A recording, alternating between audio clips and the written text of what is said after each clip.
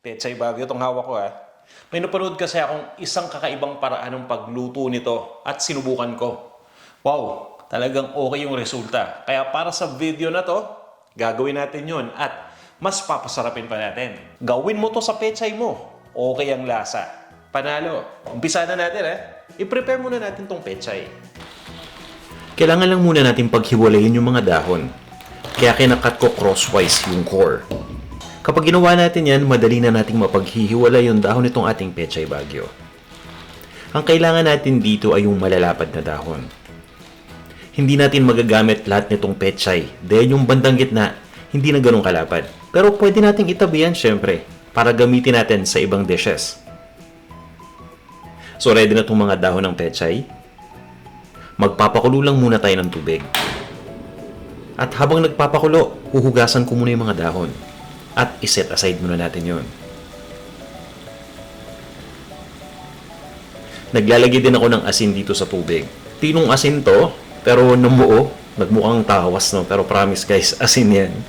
Yan, at pagkalagay ng asin, pakuluan na natin itong mga dahon. Mga 40 seconds to 1 minute na pagpapakulo. Ang kailangan lang nating mangyari dito ay lumambot na yung dahon. To the point na maging flexible na to. Dahil maya-maya lang, di ba, kailangan natin siyang i-roll. At naglagay din ako ng malamig na tubig sa mixing bowl. Dahil ang tawag dito sa ginagawa natin ay blanching. Binablanch natin o pinapakuluan natin yung dahon at pagkatapos ay binababad natin kaagad sa malamig na tubig para ma-stop yung cooking process. Kaya makakasigurado tayo na malambot na itong mga dahon ng pechay pero crisp pa rin ito. At kung mapapansin niyo, pati yung kulay, i-maintain natin. So gagawin lang natin itong steam step hanggang sa maluto na natin at mapakuluan lahat ng mga pechay na gagamitin natin para sa recipe.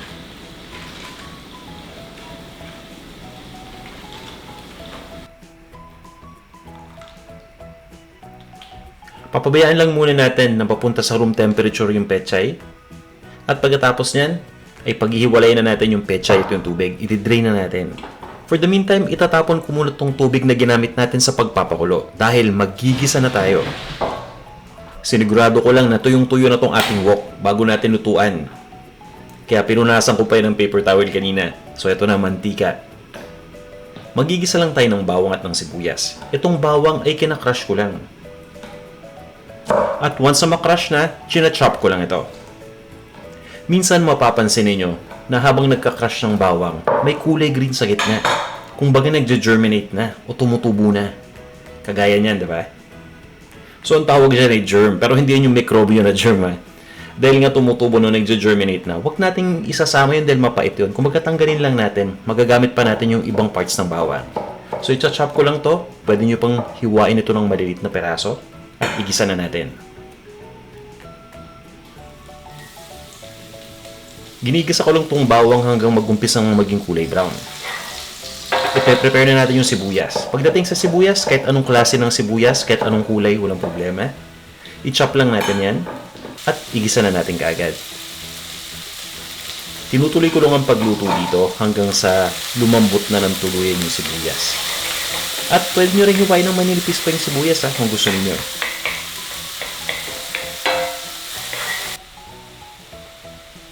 And at this point, okay na to. Ilalagay ko na yung ground pork o yung giniling na baboy.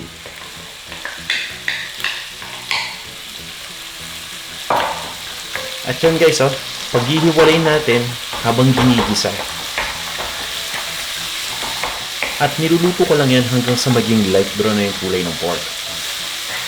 Para dun sa mga hindi kumakain ng pork, pwede kayong gumamit dito ng beef at ng chicken. So ground beef at ground chicken.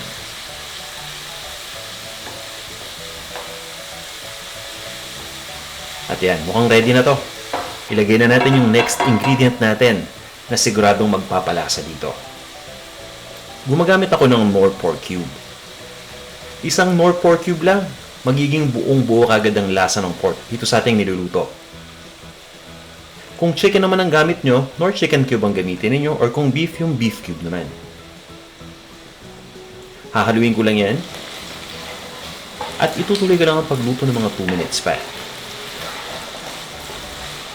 At timplahan na natin. Ground black pepper lang ang nilalagay ko. After nitong cooking process natin, may mga ibang ingredients pa kasi tayo na ilalagay dyan na lalong magpapasarap nitong ating dish. Niluluto ko lang to ng mga 30 seconds pa at pagkatapos ay dinidrain ko na yung mantika. Naglalagay ako ng strainer para masalo yung mga giniling na nahulog para yung mantika lang talaga yung mapupunta dun sa ating bowl. Yung mga giniling na nahulog, ibalik natin kagad sa lutuan yan. Yan, ready na to. Ipapacool down ko muna yung giniling At ito naman yung Pechay Baguio o yung Napa cabbage natin. Na-drain na natin yung tubig, di ba? Pero kailangan pa natin yung patuyuin mabuti.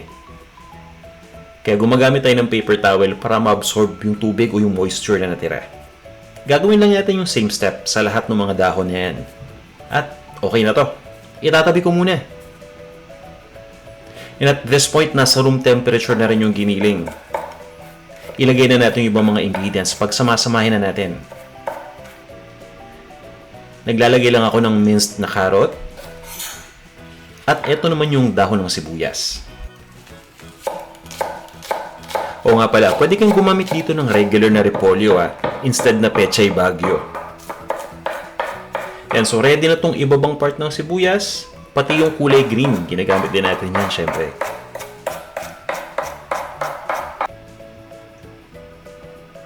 At naglalagay lang ako dito ng itlog. Magsisilbing binder yan.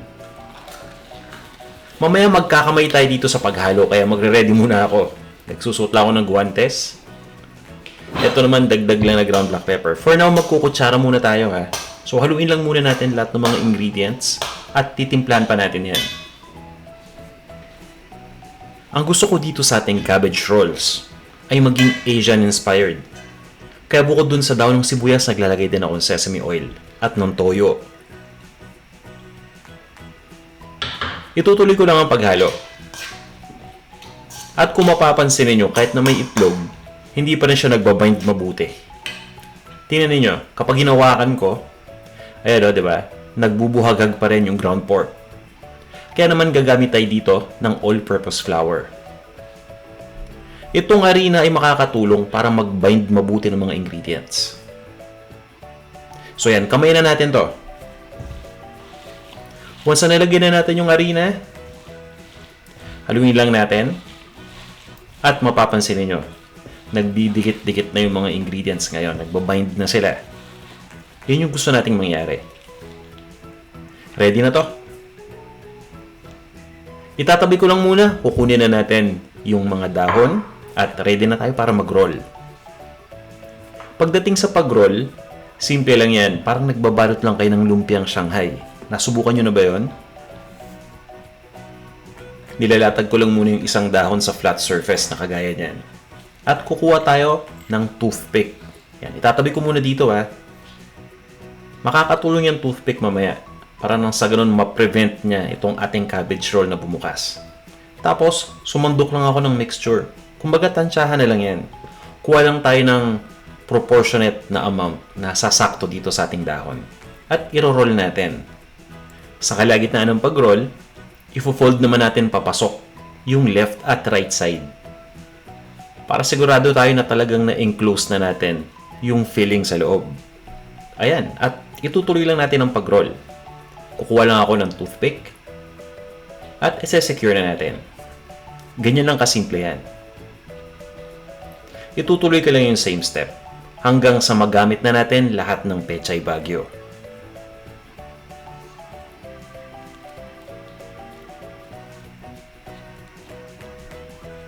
Ito yung dahilan kung bakit yung malalapad lang na part ng pechay ang gusto natin. Yung mga dahon na maninipis at hindi ganoon kalapad, tinabi na natin para magamit naman natin sa ibang klaseng lutuin. Yan, okay na to. Ito na lahat yon. Ngayon naman, yung nabalot natin, kung okay na kayo doon, pwede nyo nang i-steam yun, meron na kayong cabbage roll. Pero hindi pa tayo magtatapos dyan. Meron ako ditong harina, i-dredge lang natin itong ating cabbage roll. At ilalagay natin sa beaten egg. Papatuluin ko lang yung extra na beaten egg At pagkatapos ay i-dredge naman natin ito sa panko breadcrumbs. Pwede rin kang gumamit ng regular breadcrumbs dito. Ang importante ay ma-coat mabuti itong ating cabbage roll ng panko breadcrumb. Same step ulit ang gagawin natin hanggang sa maubos na natin ang makot lahat ng ating cabbage rolls. At ready na to, ipiprito na natin. Kaya magpapainit lang tayo ng mantika.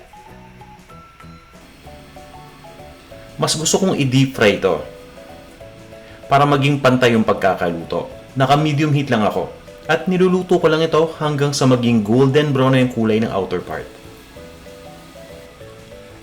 Huwag ninyong lalakasan masyado yung apoy dahil kapag nangyari yon, pagkalagay ninyo kagad ng inyong breaded na cabbage roll, maluluto kagad yung panko breadcrumb, masusunog agad yan. Hindi natin maluluto yung loob. Diba naglagay tayo ng itlog kanina? So importante na yung itlog maluto din para talagang safe yung ating kinakain. At balik-balik ta rin lang natin ito habang niluluto.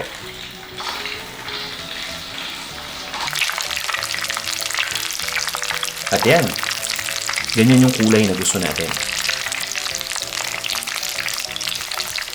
Kung napansin niyo, hindi ko sila pinagsabay-sabay ng pagluto. Kumbaga, pinirito natin ito by batch. Ilalagay ko lang yung mga fried na cabbage rolls natin sa isang plato na may paper towel. Asa patuluin muna natin yung mga mantika. Yan, para sigurado tayong hindi ito maging mamantika. Yan yung pinakahuli na gusto nating mangyari, yung maging mamantika yung ating niluluto, di ba?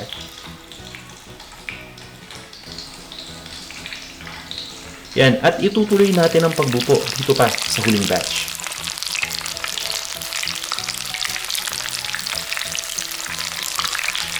Ang ganda ng pagkakaprito natin, ano? So, yun yung gusto nating mangyari. Ready na to. Itsura pa lang, crispy na. Itatabi ko muna itong mga naprito natin at ipapacool down lang natin ng sandali. Itong mantika itabi natin yan, Pwede pa nating magamit yan in the future. Hihiwain ko lang muna ito sa gitna para makita ninyo kung ano itsura.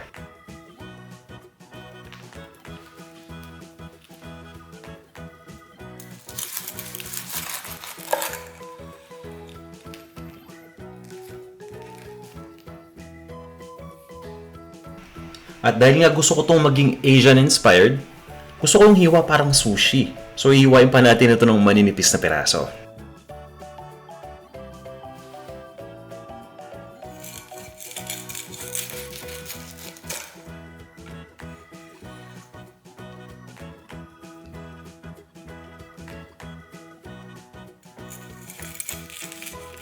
Gawin lang natin yung same step dun pa sa ibang mga breaded cabbage rolls na na-deep fry natin. And for now, gagawin ko muna yung sausawan. Syempre, dapat Asian-inspired din, pero simplihan lang natin. Soy sauce. Naglalagay din ako dito ng white vinegar. Kung meron kayong available na rice vinegar, mas okay yun. Ito naman yung sesame oil. At naglalagay din ako ng toasted na sesame seeds. Kung mahilig kayo sa maanghang, pwede kayong maglagay ng konting red pepper flakes. Hahaluin ko lang to at pagkatapos ay ililipat ko na lahat ng ating breaded na cabbage rolls sa isang serving plate at iserve na natin. Ito na, napaka-interesting ng final product natin, di ba? Ha? May pahabol lang tayo, At shout out kay Mr. Harold Angeles ng Bawang, La Union.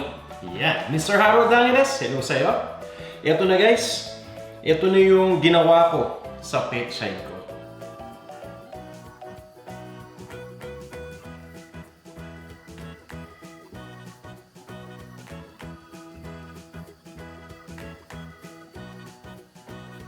Siguro, napapanahon na rin para gawin nyo to sa pechay nyo.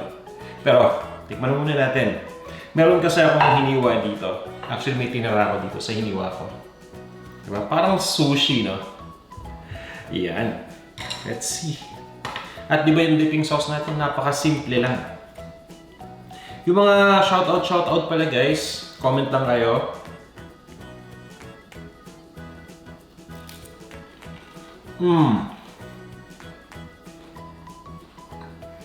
Wow. Mas masarap to dun sa unang ginawa ko. Gusto ko dito yung naging Asian-inspired itong ating ginawa. At yung lasa guys, talagang nag-marry. Tama-tama yung pagkakahalo natin ng sesame oil at ng soy sauce dun sa pork. At talagang malasang-malasa yung pork natin.